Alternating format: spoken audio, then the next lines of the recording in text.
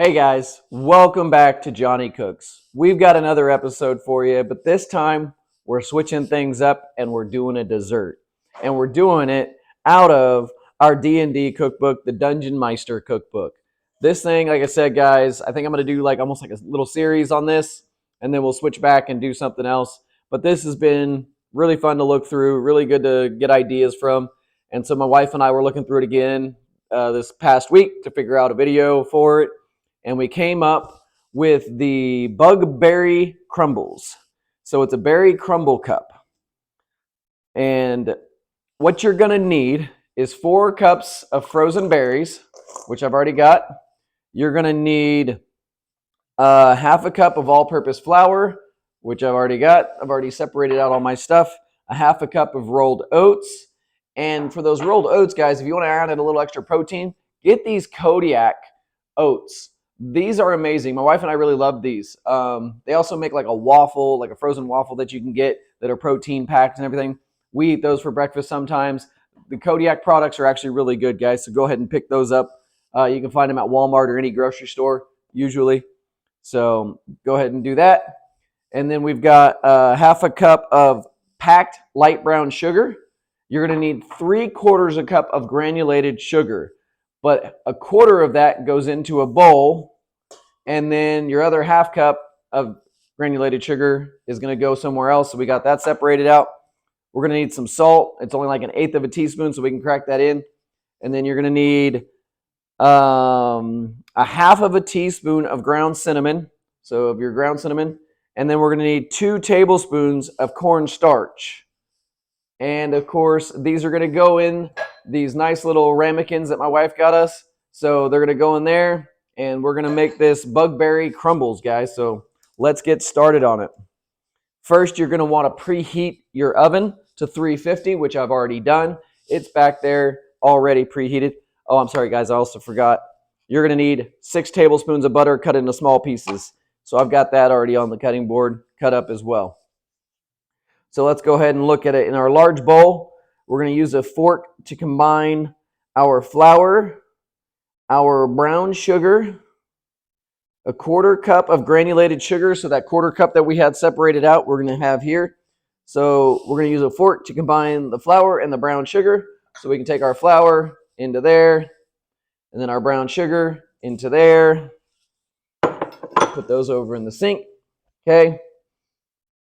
Our granulated sugar, cinnamon, salt, and the oats. Okay, so put the oats in there as well. And then our 1/8 of a teaspoon of salt, which again, we're going to use our Utah's salt here. I'm going to put in what I feel is 1/8 of a cup. All right. And then, like it says, we got to combine using a fork. The cinnamon we got to add in there still too. So the cinnamon is going to be, what I say, half a teaspoon of ground cinnamon. So go ahead and open up our spoon area. Grab our half teaspoon here. All right. Get that measured out. There we go. So now we're done with that as well. So that can go in. And that's everything that's going to go in there. So let's grab our fork. And you're just going to want to give this a good mix in here. Make sure you kind of break up that packed sugar, that packed light brown sugar.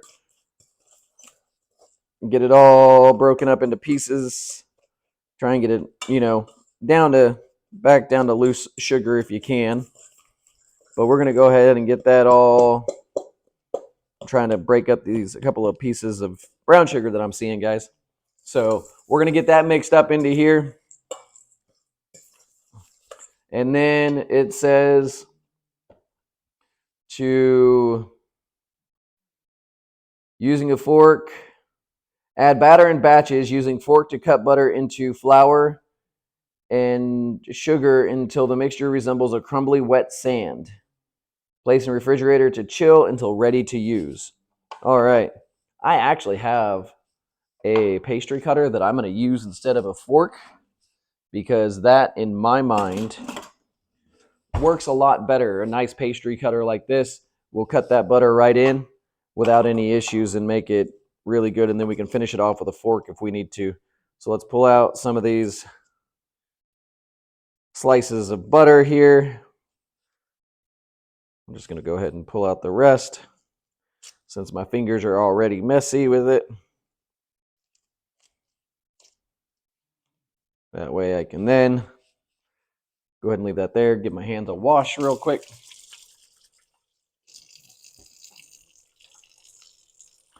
We're going to start with 3 of our tablespoons, basically, of butter. I went ahead and just cut them up into like 6. I did get 6 tablespoons out earlier on, like I said. We'll go ahead and get this in there. And now we're just going to cut in this butter. To me, this is just going to make it a lot easier, guys, just to cut in that butter with the pastry cutter. So let's go ahead and get that mixed in. We'll go ahead and add these other 2, 3 pieces. May have to get your fingers a little bit dirty. That's all right, because sometimes that butter will like to stick in there, and this pastry cutter is wanting to roll on me. So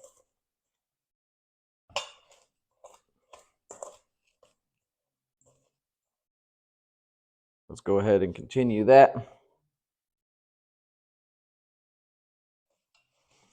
Hopefully you guys had a good weekend and enjoyed it and had a great Mother's Day. I know we did.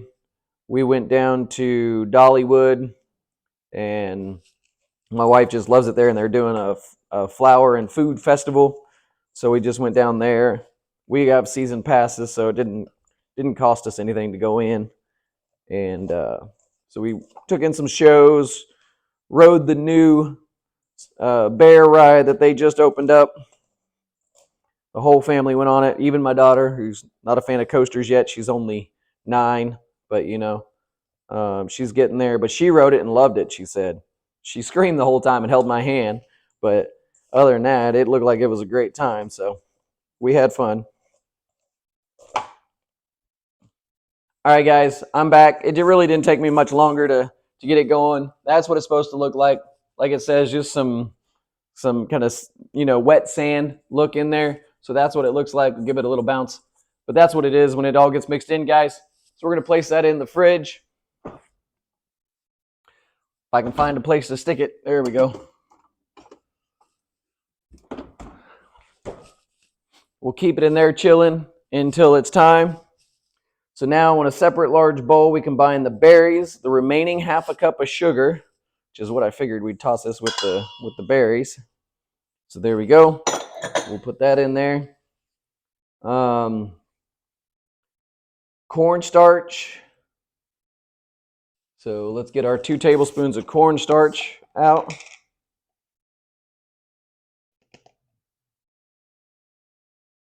There's 1.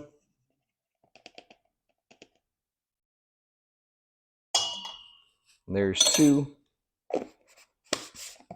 All right, so now let's get a spoon, big old spoon, and let's toss this around here. It says to evenly coat everything.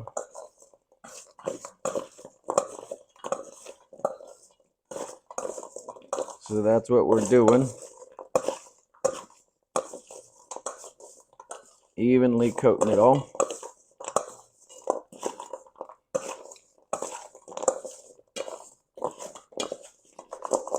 All right, guys, so that's what your berries should look like once you get them all evenly coated. So we got that. So we got to divide these between the 6 ramekins now and top with the chilled crumbling. So although we didn't have it chilling that long, but let's get these ramekins out.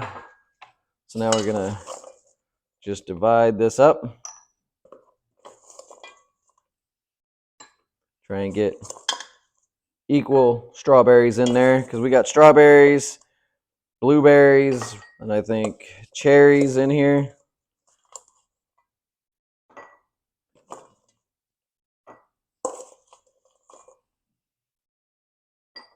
Get a third one in there. There we go. Try and get 3 strawberries to start in each one. There we go.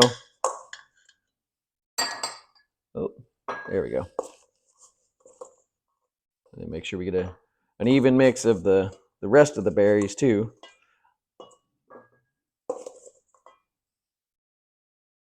It's 2 strawberries, 3 strawberries, 1 strawberry, 2, 3. Oh, 4th one fell in that one over there. So yeah, now we'll start adding a 4th to them all. Okay, 4th there, 4th there, and a 4th there. I think that's all of them now. So now we'll just evenly distribute these berries now.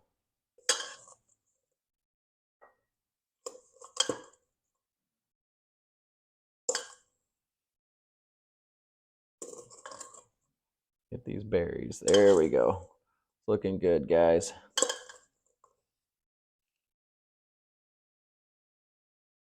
Although I don't know.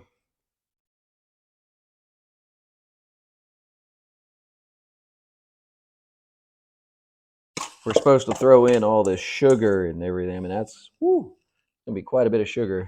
So we'll dump like a spoonful of sugar into each one. These are gonna be sweet, really sweet. Okay, here we go. This one's missing a little bit of berries. Let's grab some of the berries from this one. There we go. Looks like we need a little bit of sugar on that one. I think that looks good. Well, this one's a little bit full, so there we go. Now let's move some of these over to here. This one's a little bit low. Try and even them out, guys, as much as you can. So we're going to put that over there. Now we're going to get that crumble back out of the fridge, put it on top, and then we're going to bake it until top is golden and fruit is bubbly, about 35 minutes. And then we're going to let it stand for 10 minutes. And I am going to go ahead and get out one of my pans here. Go ahead and move this out of the way. Let's go ahead and do this now, because this way I can get it on there and it'll stay nice. Spread them out so they get even heating around them all.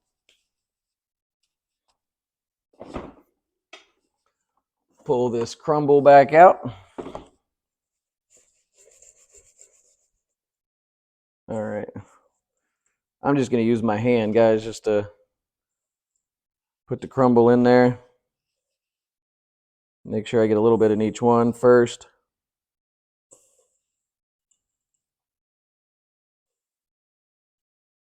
And then we'll even it out as we go.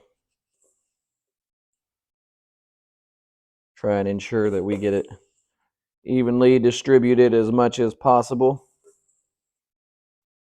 Oh, I'm spilling some just out on the pan.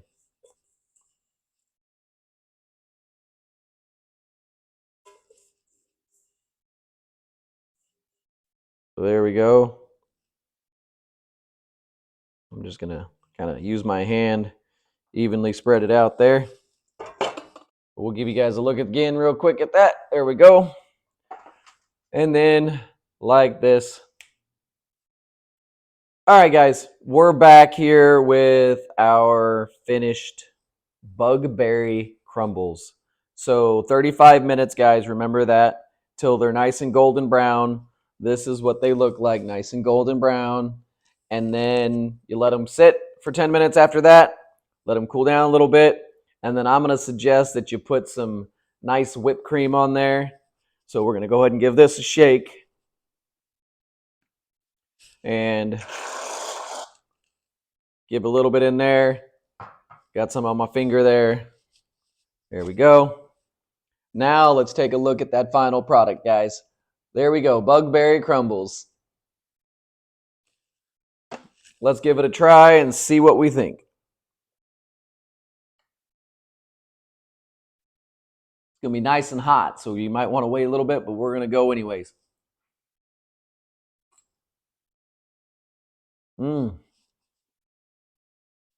That's good, guys.